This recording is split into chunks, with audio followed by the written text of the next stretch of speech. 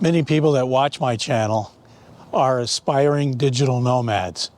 So in this video, I wanted to go over a few of the considerations that you should think about before you take the leap and move to a foreign country. So stick around. By definition, a digital nomad is someone who makes their living working online. So technically, all you need is a laptop and an internet connection. But a lot of people gloss over the fact that the number one thing you need to be a digital nomad is a job. If you don't have a job when you leave the country, your digital nomad journey, to use the current hipster lingo, is going to be a long but expensive trip before you come home. So a job is the number one thing. Don't discount that. That's the most important thing you need. Some people don't consider a job an essential thing to have before they leave the country. They think that it's easy to go overseas and find a job that they can do online once they get there. It's possible that you would do that, but it's not probable. In fact, it's highly improbable that you'll be able to do that, or at least finding a job that's going to give you a living wage. Or if you're going to start a business, have the business up and running before you actually take the plunge. Related to that, of course, and if you're not starting your own business, you need to have an employer that's willing to have you work outside the office, and not only that, probably in a foreign country. During the pandemic, a lot of people left the office and started working from home, and a lot of them realized that they enjoyed doing that. Now that the employers are requiring people to get back to the office, you might be thinking, well, why would they even care if I was at my house or in a foreign land? They will care. There are two reasons. One, there are tax implications for companies that have people working in a foreign country. The taxes both apply in the United States and in the foreign country. The second thing is the kind of job you do. If what you're doing online deals with privacy data or security issues as far as the company networks are concerned, your company probably will not be in favor of you just taking off and living outside the US. So those are two reasons, and there's probably others, for why your company might not be as enthusiastic about this move as you would be. And I don't know how many people actually do this, how they try to mask their location simply by using a VPN. Well, will this work? Well, if you're working for a small company, it might work for a while because a small company doesn't really have the network infrastructure to detect things like that. But if you're working for a large company, they're going to know pretty darn soon that your VPN connection is not really coming from Cleveland, it's coming from Nigeria or some other far-flung place. So while this is a good idea in some respects, it's not a long-term strategy, and it's a good way for you to lose your job completely. The next consideration is where you're going and how long you're planning on staying there. Most people are used to the fact that they can fly to another country and get a stamp in their passport that allows them to stay for X amount of time. Based on my US passport, I can go to Canada and stay there for 6 months before I have to leave. If I go to Malaysia, I can stay there for 90 days. If I go to Thailand, I can stay there for 30 days. And there's other countries that when I show up, I can only stay for 14 days, all of which by the time that period runs out, I need to leave that country. I don't have to go home, but I do have to leave where I am.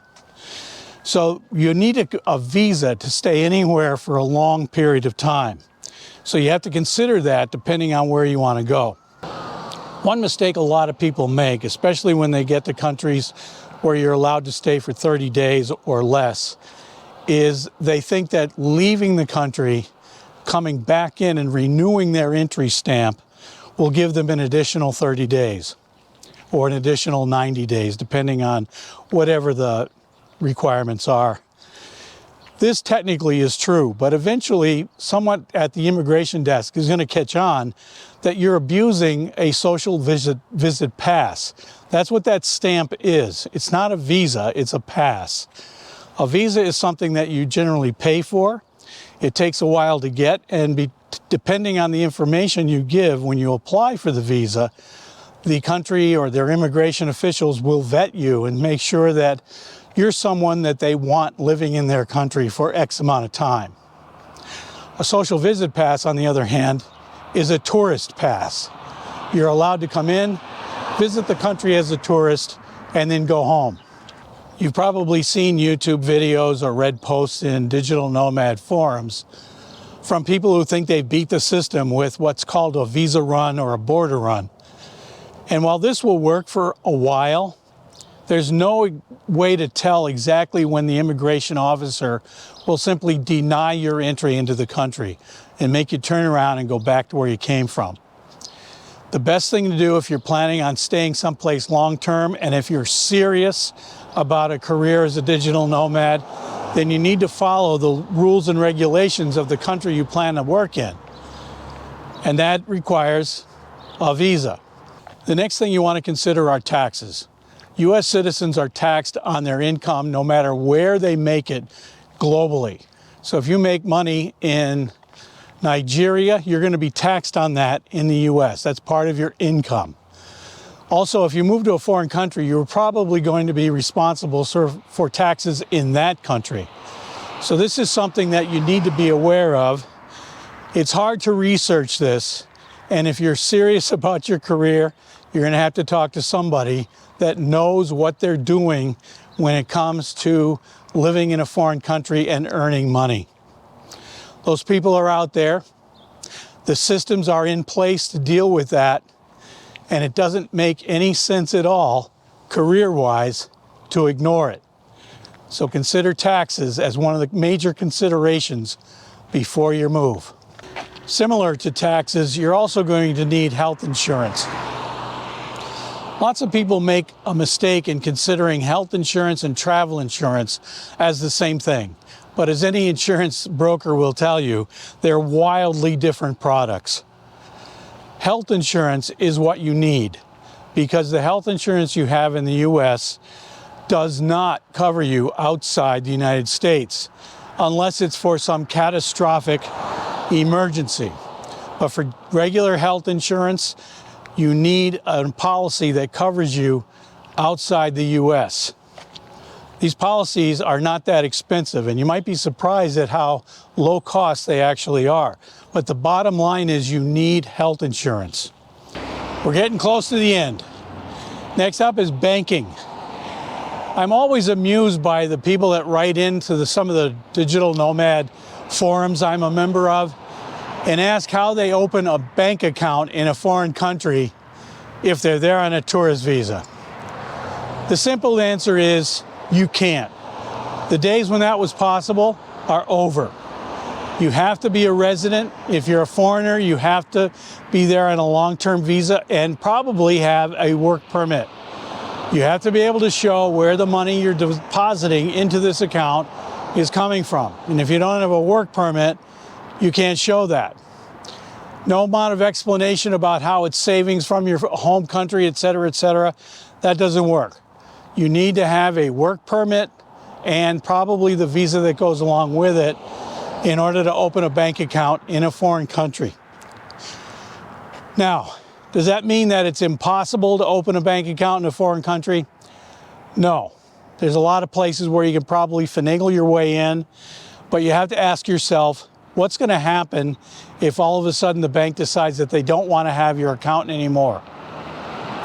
Or if something in the process of setting it up means that the account is somehow illegal in that country.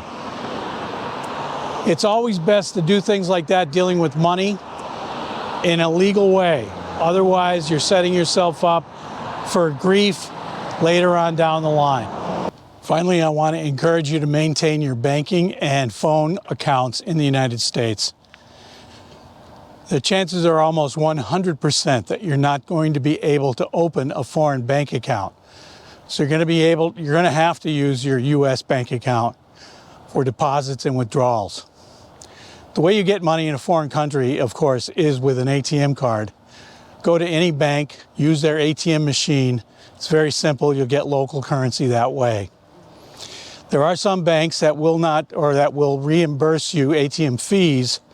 And if you need to change accounts in the US, you just find one that has a foreign fee reimbursement for their ATM card use. The other reason you keep your mobile phone account is that to log into your bank, if you use online banking, you're going to need two-factor authentication from lots of banks. And the way they do that is they send you a text message, which I'm sure you're all familiar with right now.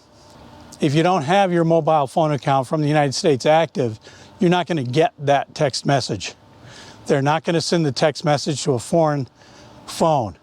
So maintain banking and mobile phone accounts that you have in the US.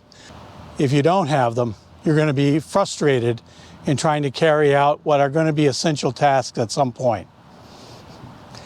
That's it for now. Be seeing you.